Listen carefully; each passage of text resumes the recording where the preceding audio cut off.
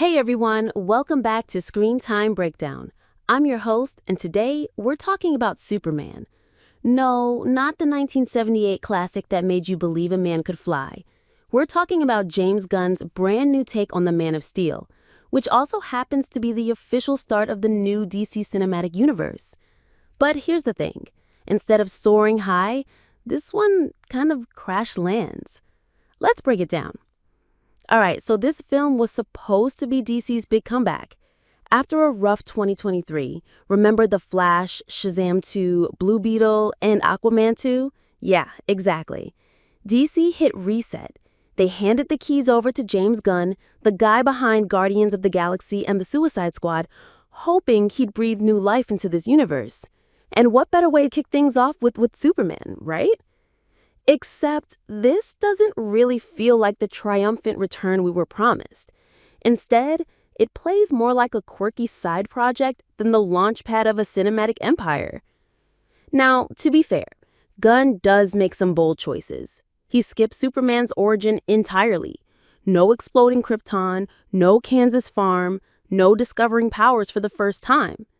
Instead, when we meet Clark Kent, played by David Corenswet, he's already been doing the superhero gig for 3 years.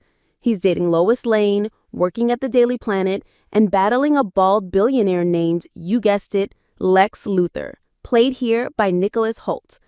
Honestly, that part works. We don't need another retelling of baby Kal-El in a cradle. So, points for that. But then things get weird, and not always in a good way. There's this whole justice game with Green Lantern, played by Nathan Fillion, Mr. Terrific, and Hawkgirl. Superman has robot assistants. Crypto the Superdog is running around. It's a full-blown sci-fi circus. On paper, that sounds fun, and parts of it are fun, but the movie never slows down to let us care. It's more like a fanboy fever dream than a grounded story meant to bring general audiences back into the fold. Now let's talk tone because, yikes!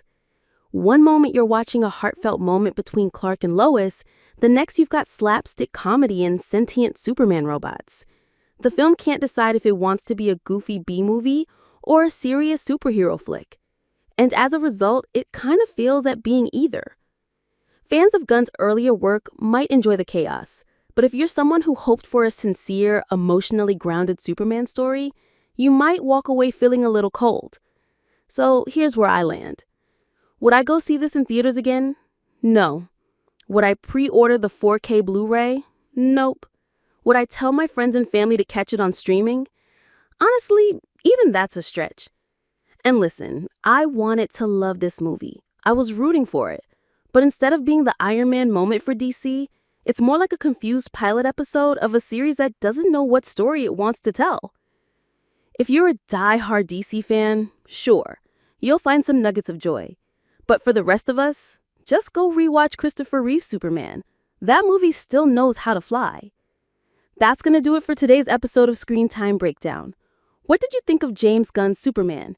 Did it work for you, or were you just as baffled as I was? Hit me up on socials and let's talk capes, robots, and weird Justice Gang cameos. Until next time, keep your screens bright and your standards higher.